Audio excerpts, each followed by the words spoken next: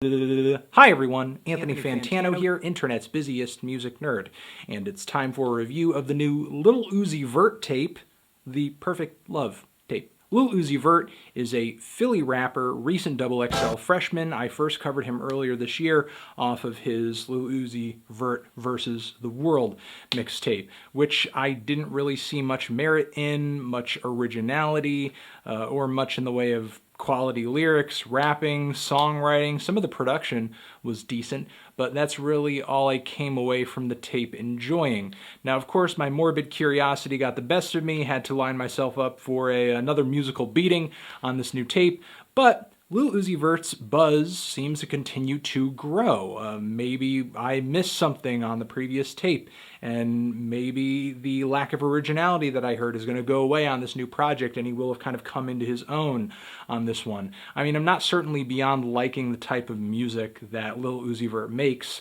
I like a lot of the singles from Young Thug and Future. I certainly enjoyed Lil Yachty's Little Boat tape quite a bit, so maybe Lil Uzi, he's gonna come through with a solid project on this one, with some good songs, with some catchy tracks, I don't know.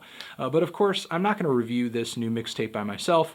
I have invited the one, the only Mr. D Respect. Check out his YouTube channel, lots of interesting think pieces on hip-hop and rap culture on there. It's linked down there in the description. And we're gonna shoot the shit over this new tape, talk about its pros, its cons, and yeah, just generally have a robust discussion. Transition. And here we are, through the magic of the internet, with my friend D Respect. We're going to be talking about this new Lil Uzi Vert tape. Part of the reason I invited D onto this review is that he recently released a video where I think he planted the seed of this idea. Yeah, planted the seed that Lil Uzi Vert's music video for the song Money Longer, worst video of all time. You know, I'll leave D's channel down there in the description box. Of course, you can check that video out for yourself. It's one of his more recent videos.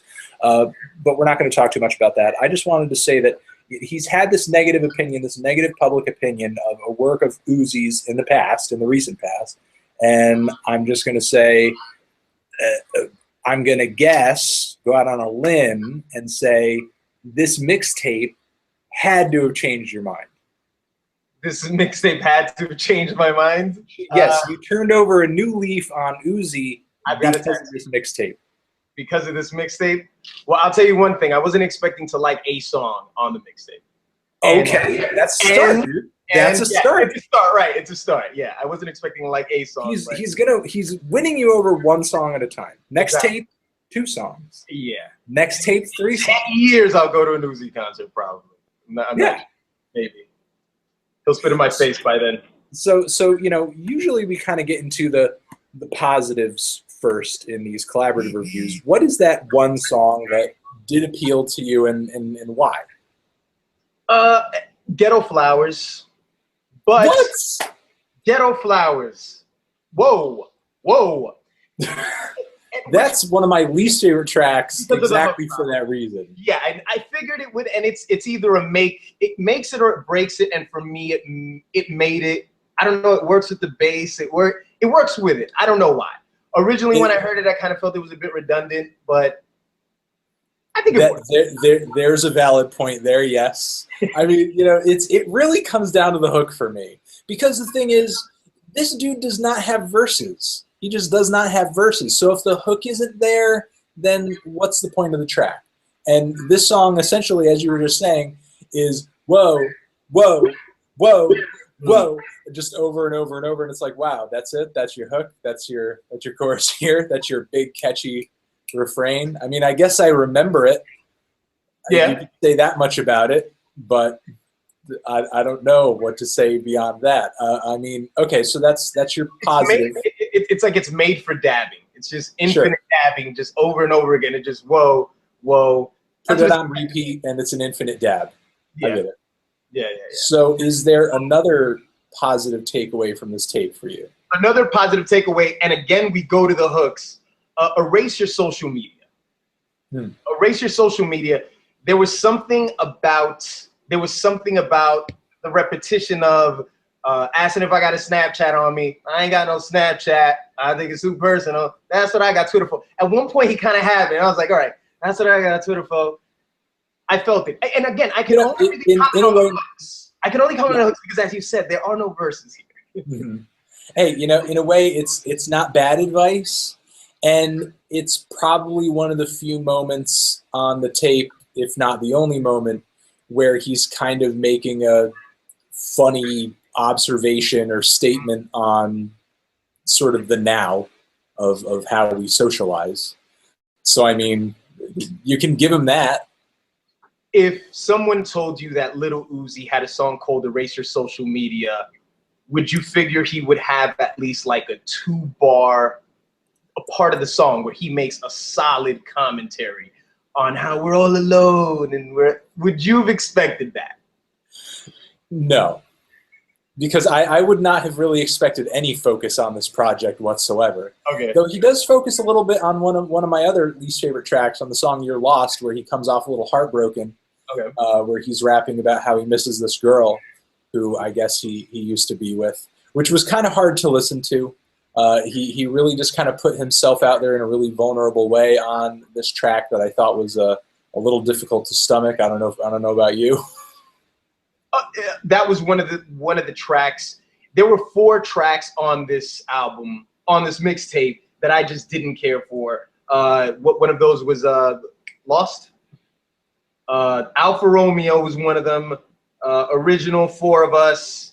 The opening track, Do What I Want. Yeah. So I lump it up into there.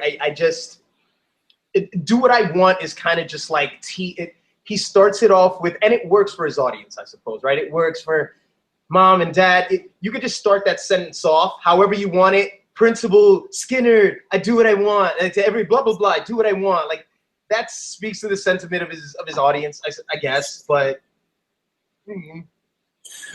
But I mean, I guess I sort of wonder what his audience is. I mean, I remember I saw not too long ago that video of him like at some summer festival, and like all these white chicks and bros are just like chasing him through the crowd because they just wanted to get like a picture with him or something. And I'm like, oh, is it just like kind of the teenage festival crowd that obsesses over him? You know, I guess is my question. Yeah. I guess it's one of those things where you're standing so next to fame. Maybe that's what it is. Well, you know what? All right, let's not assume that. I mean, what would really be if you were 15-year-old Anthony and you listen to this mixtape and it opens up and says, "I do what I want," and your mother just sent you to your room and told you that you don't do what you want. And it's like, oh yeah, Lil Uzi. This mixtape would not have been edgy enough for me. This mixtape wouldn't have been edgy enough for me.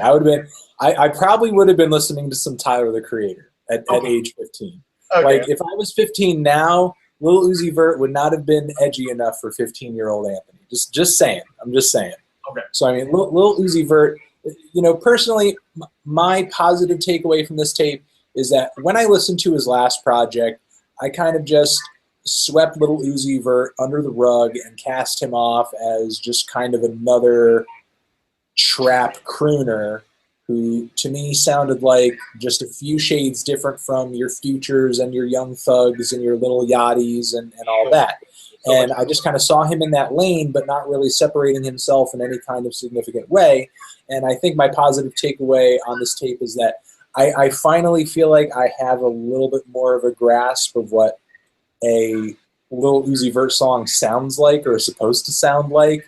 I mean, for one, his vocal inflection I think has gotten a little more distinct, but only in ways that I find to be really obnoxious. I mean, for sure, I think I could pick Lil Uzi Vert out of a lineup now if I were to hear his voice, like on a series of features on a track. Yeah. But the nasal tone and the blah blah blah blah blah blah like delivery that he has when he's rapping, which kind of has this weird awkward flatness to it, is just painful after a while to listen to, and I can't stand it. It just sounds so snotty and so annoying.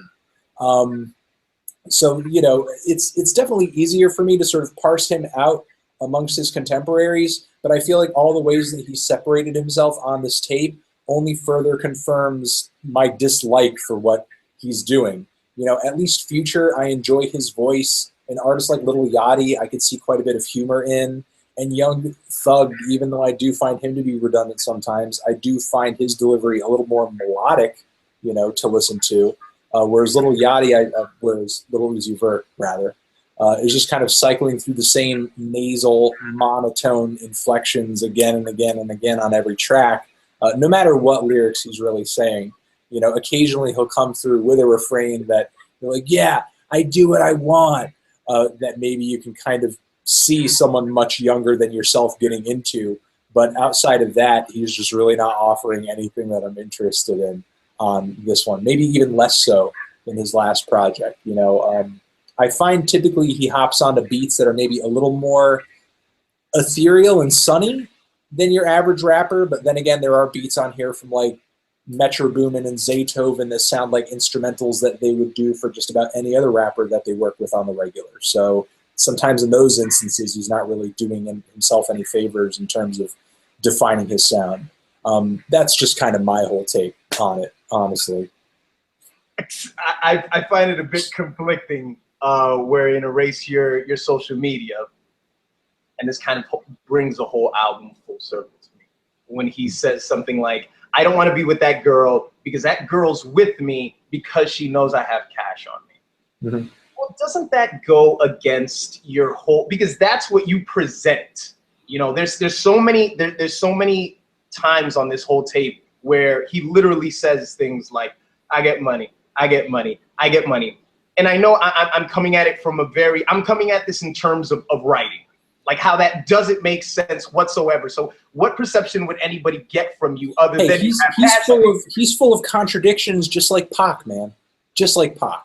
Yeah, when I think of contradictions, I think of Lil Uzi and Pac, clearly. Clearly. But because yeah, no, rappers are imperfect people. They could be contradictory, you know? Especially the best ones. Especially the best ones. I think it's those rappers that constantly have their narrative straight. Those are the rappers that people forget over the years. Those are the rappers who you can't trust. You know? The Pacs and the Lil Uzi Verts of the world, people are going to look back at their lyrics and be like, man, he was just a double personality, you know? You just never knew which direction he was going to go in, you know? They live forever. He also has this thing that he does, and I've seen him do this on quite a few freestyles, where I'm listening to it and I'm thinking, like, he does this thing where, you know, he closes his eyes a little bit and he just sort of just mumbles what he has to say. And it's almost like he's keeping it to himself. And I think there are a few times where he sort of does that on a few songs, and it's almost like he's developing this thing that kind of irks me a bit, because it's like, just fucking say it already. Just get it off your fucking chest, kid. In a nutshell, this to me is just like some crooner trap for somebody who prefers hair dye over like big gold chains or something, you know? And that's just kind of how it boils down for me. You know, it's a little sunnier, and in sort of the same way that you pointed out in your video about Money Longer, in a way, I think he tries to make it sound a little more psychedelic and trippy, but it just doesn't really go far enough to really differentiate himself from his peers and really do something appealing beyond what a lot of his peers are doing. You know, to me, he's just kind of another one of these trap crooners, but with a more annoying voice. And I mean, that's kind of why this tape, I think, appeals to me maybe slightly less than his previous one. Mm-hmm. Well, he walked away with at least 1.5 tracks from me. Okay. So he'll walk away with a bit of dignity on that one. I don't know. I'm feeling like maybe a light to decent 3 on this tape. I'm just not really coming away from it with much, you know, other than I like a few beats on here. A few refrains are okay, but I just really dislike it. To me, it just doesn't really have much in terms of delivery, in terms of the inflection of his voice. It just really gets to me. His hook writing as well, I think, is super subpar. I mean, I'm not really going to come over here and like critique the dude's lyrics all that deeply, because obviously they're not meant to be critiqued deeply. I mean, you know, that's a bit of a fool's errand.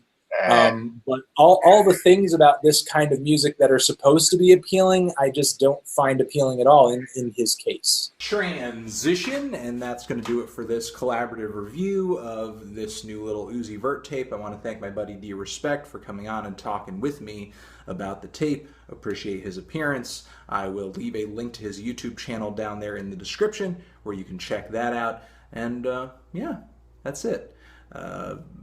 Let me know if you disagreed with my thoughts on this Lil Uzi Vert tape. I'm sure you will, if you're pissed at me. But if you are, that's fine too. You don't got to think what I think. I'm not making you think what I think. Okay? All right.